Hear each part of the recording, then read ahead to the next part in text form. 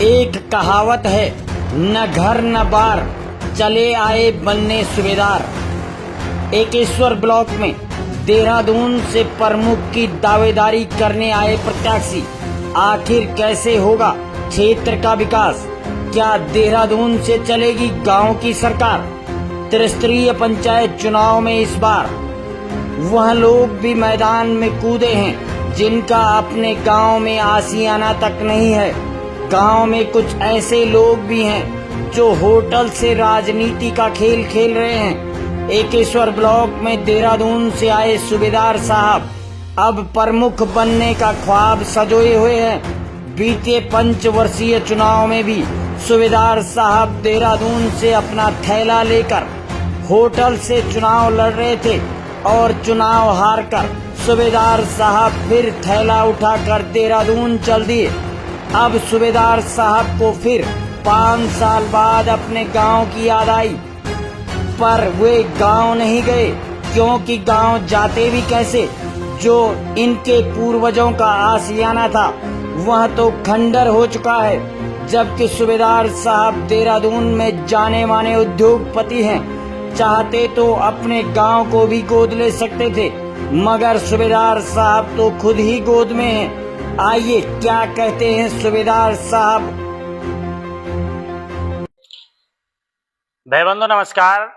इस समय मैं मौजूद हूँ एकेश्वर में, और एकेश्वर प्रखंड में इस समय प्रमुख की दावेदारी में बड़ा घमासान मचा हुआ है।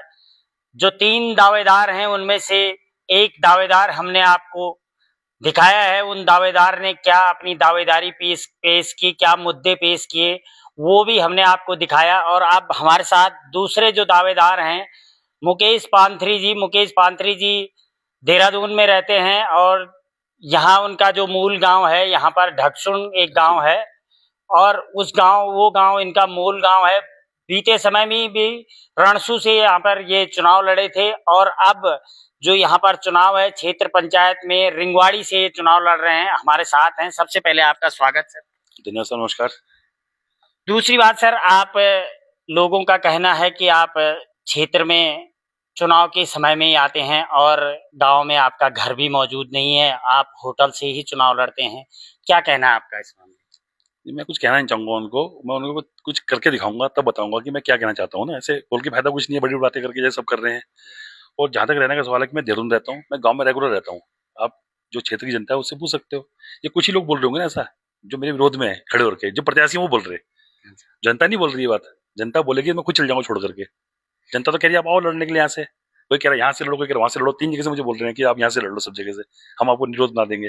और मैंने कहा नहीं भाई, यहाँ से लड़ना है, चुनाव रिंगवाड़ी से लड़ना है मुझे। जनता ने कहा कि आप मोटी आसामी हैं और आप किसी बड़े पद के लिए भी आप दावेदारी कर सकते थे। ऐसा क्या लगा आपको कि आप क्षेत्र पंचायत के लिए दावेदारी कर रहे हैं? प्रधान क्षेत्र पंचायत, जिला पंचायत सबसे पहली कड़ी है, जो जनता को बताती है कि ये आपका अधिकार है, ये आपका काम है, ये जो लाती है योजना। बड़ी ये तो बड़ी चीज है ना।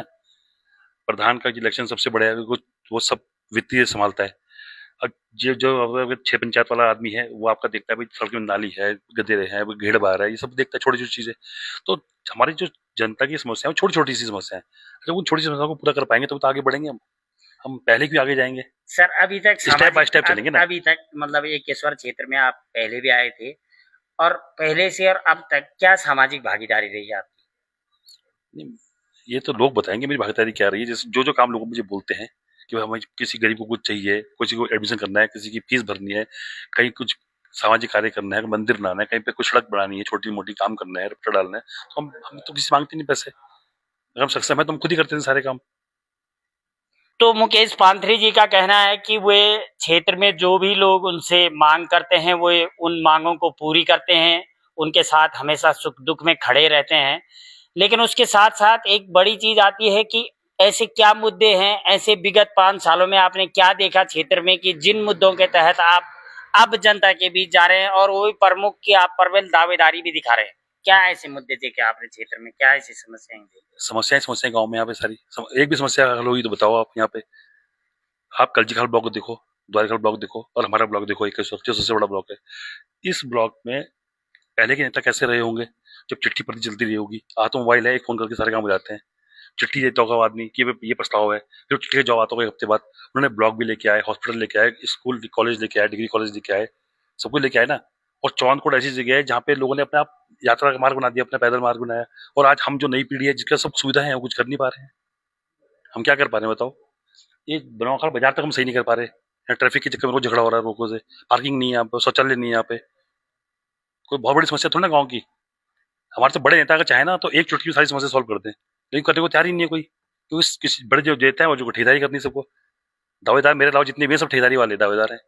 बताओ और कौन सा ऐसे दावेदार जो ठेकेदारी न करता हो? नहीं, जो आप खुद आपको भी बोला जा रहा है कि आप भी मतलब शराब के कारोबारी हैं और हो सकता है कि इस चुनाव में आप मतलब इस तरह का यूज करोगे अभी तक तो और मैंने उससे चुनाव लड़ने की कोशिश कर रहे हो। हमने ना कोई टेंट लगाया है ना हमने कुछ शराब बांटी किसी को अब तक। आप बता दो, मैं तो यहाँ बैठा हूँ चुपचाप से, लोगों को देख रहा हूँ, चाय पिला रहा हूँ खाली, और खाना भी खुद खा रहा हूँ।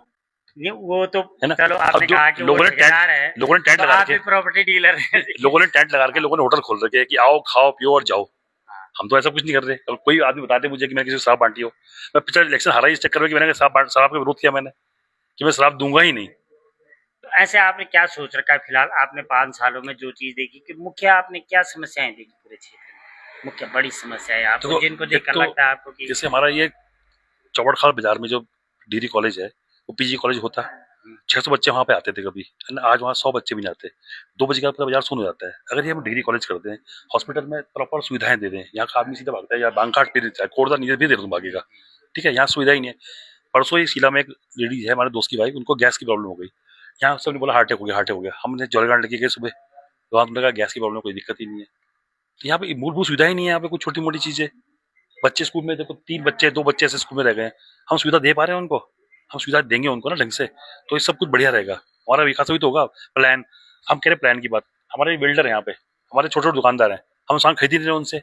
हम ला रहे हैं वहाँ नजीबाद से मुसलमान लेके आ रहे हैं बुला करके, उनसे कम एक टी शर्ट बता दो पूरे इलाके में यहाँ पे किसी ने कि कुछ हमारे गड़बड़ के आदमी बनाया होगा।